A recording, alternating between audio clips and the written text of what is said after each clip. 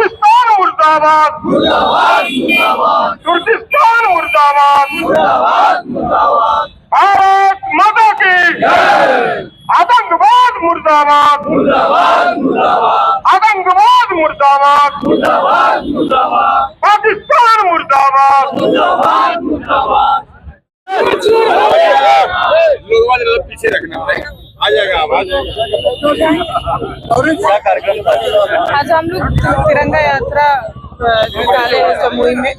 हम लोग इस तिरंगा यात्रा के माध्यम से ये मैसेज दे रहे हैं, देश भर में ये मैसेज दे रहे हैं कि भारत का प्रत्येक नागरिक भारतीय सेना दलों के साथ है। जिस शौर्य के साथ उन्होंने लड़ाई लड़ी, हम उसका सम्मान करते हैं। जिस सशक्त नेतृत्व कर्ता ने इस लड़ाई को आगे से लीड किया, जैसे कि उस बहन सोफिया और व्योमिका और जितने भी उनके टीम मेंबर्स थे, हम उनके साथ खड़े हैं। और जो प्रत्येक पहलगाम में हुआ जो हादसा था और प्रत्येक हिंदुस्तानी के मन में जो भाव था कि पाकिस्तान को भारत मुंहतोड़ जवाब दे, उस कार्रवाई से आज हम सब लोग संतुष्ट हैं।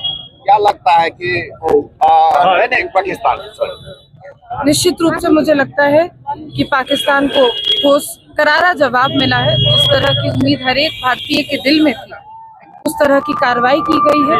और जिस तरह से आज भी हमने आतंकवाद के सामने घुटने नहीं टेके और मुंहतोड़ जवाब मिलता जा रहा है, उसी तरह की कार्रवाई आगे भी चलती रहे। बयान पे क्या कहना चाहिए? निश्चित रूप से उन्होंने जो बोला है वो आपत्तिजनक है, मेरे लिए भी, एक महिला होने के नाते भी। और उनके ऊपर जो उचित कार्रवाई है वो पार्टी के जो शीर्ष नेतृत्व है, इनफैक्ट जो सुप्रीम कोर्ट है, वो भी उनके ऊपर कार्रवाई कर रहे हैं। अच्छा, ये जो अभी जो डेलीगेट जाने की बात हो रही है जो सर्वदलीय पार्टियों की, उसको लेकर अब कांग्रेस जो है राजनीति कर रही है, शशि थरूर का नाम नहीं था और उसके बावजूद जो है अब उनका नाम ले लिया। जो टीम 4 नाम दिए उसमें नहीं, जो कांग्रेस राजनीति कर रही है। देखिए, कुछ राजनीतिक मेंढक होते हैं जो हर चीज में राजनीतिक मुद्दा ढूंढने का प्रयास करते हैं। ये सर्वदलीय कमिटी है, डेलीगेशन है, जो भारत की विचारधारा को रिप्रेजेंट करते हुए 5 देशों में जाके मीटिंग्स करेगी। उसमें सर्वदलीय होने के नाते उसमें शशि थरूर भी हैं, उसमें जेडीयू के संजय झा भी हैं, उसमें सुप्रिया सुले जी भी हैं। मुझे नहीं लगता कि इस डेलीगेशन पे किसी भी तरह की राजनीति करने की कोई आवश्यकता है।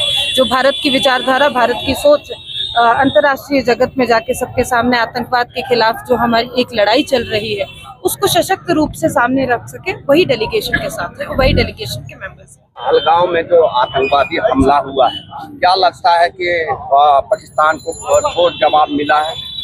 निश्चित रूप से बहुत दिनों के बाद भारत की ओर से पाकिस्तान को करारा जवाब दिया गया है। और पहलगाम घटना जो घटा है, घृणित घटना है।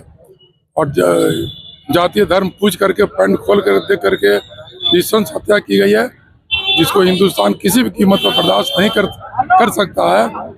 जबकि भारत के पास सैन्य शक्ति विश्व स्तरीय है।